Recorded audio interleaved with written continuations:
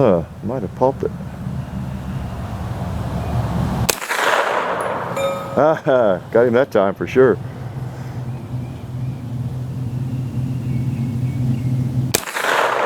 Oop, I saw that one.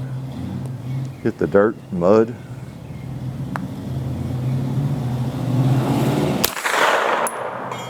Ah, I think I got it.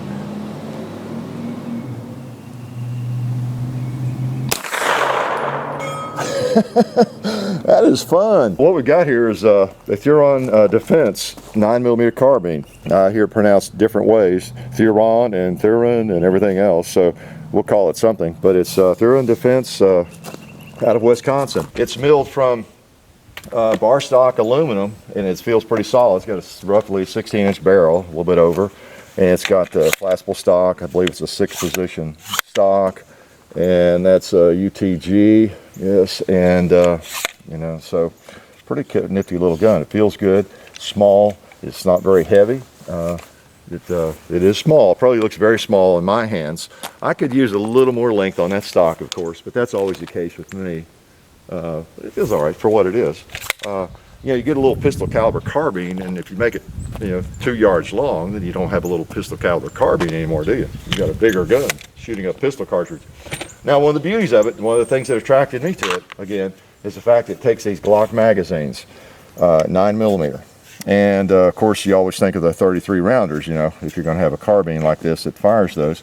But it also, you'll notice, you can put any of them in there. Here's a Glock 17 mag, so it looks like that, you know, and that's not too shabby, you know. Glock 17 mag, you know, it holds 17 rounds. There's a Glock 19 mag, yeah, holds a Glock 19 just fine, and even a Glock 26.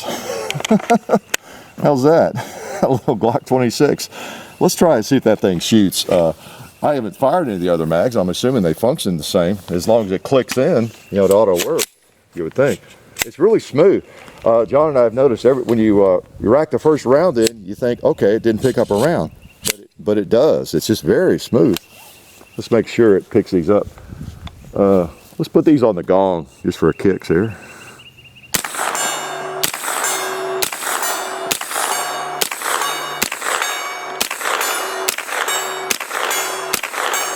Yep, put them on the gong, every one of them, I think.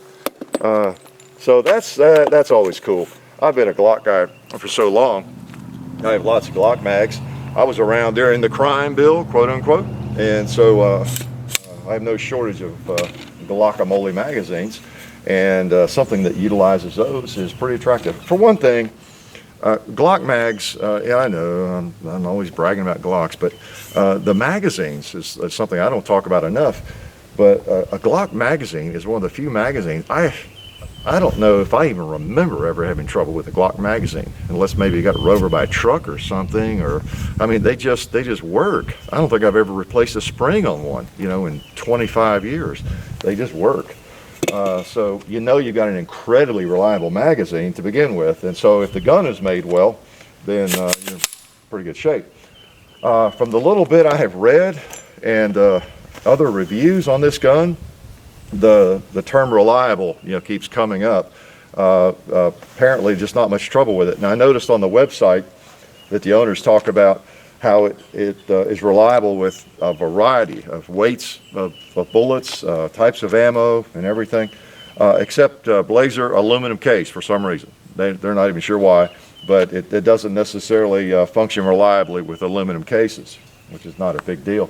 I was going to try, before we get too far, I've got some old Hydra Shock hollow points. And this is in a Glock 19 magazine. I thought I'd shoot those up.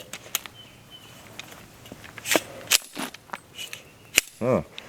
Well, they just sucks them right up like a Glock.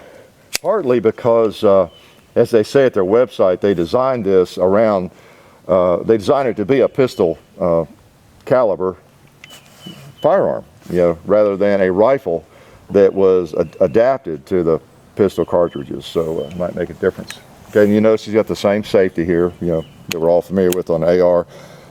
Okay, so let's fire these hollow points over there, and let's see, since they're hollow points, they'll go right through the steel, right?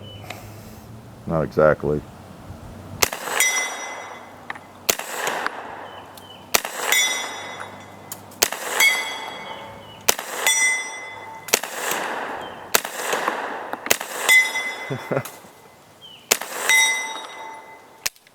Now I'm having to hold low. Like I say, it does shoot a little bit higher, but that's okay. I've adapted to it pretty well. The bolt doesn't stay back.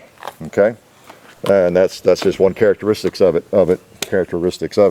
One characteristic. I'll get it right in a minute. I also noticed if I have the bolt back, which it doesn't stay back, so it's not really an issue. But with the Glock mag, you got to watch. It clicks in nicely, but it'll push up too far. If you hit it, you don't want to slam it in there. So I did notice that. I don't know if that's. I don't get in trouble here. If that's something just typical of all of them, or how that works. But as long as I just have the bolt forward, as it usually is, pop the mag in there, and it's just as smooth as it can be. Now this is a Glock 17 magazine right here we're using. Well, let's try it up close. I got to keep in mind a little bit higher point of impact. I hold right on the bottom of the plates there. Yeah, puts it right in the middle. We better take out those 2 liters first, though. Yeehaw! Wow. Okay, now I'll go back to the plates.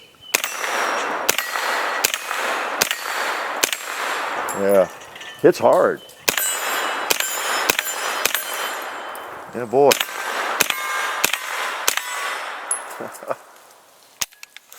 Yeah, one thing you realize when you start firing 9mm in one of these, it's noticeable. It's noticeable. It's not like you get another 10 feet per second out of a 9mm round. It really sends it out there faster. We're gonna have to do some chronographing on that one day. I've got an old chronograph, a big out here, and you know, so I'm decked out here. I'm ready for battle, right? We'll put one of these long ones in. Okay. Interesting gun, no doubt about it. Oops, what did I do there? I'm not sure what that was, but we got around there. Okay.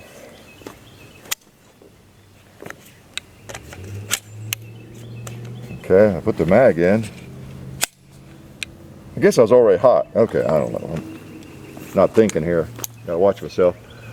All right, let's just take some shots over there. Let's go for some animals.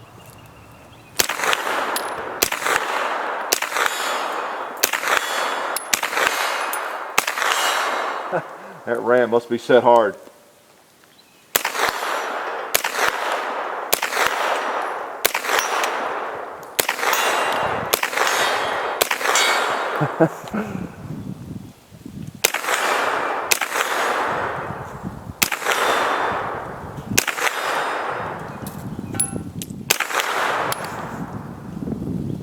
Boy, those old pigs are trying to hide in the shadows, aren't they? Yeah, they think they're smart.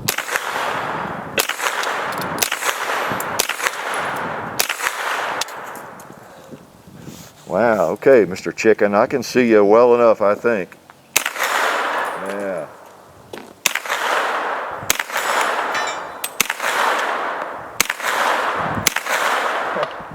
Problem is holding low enough here.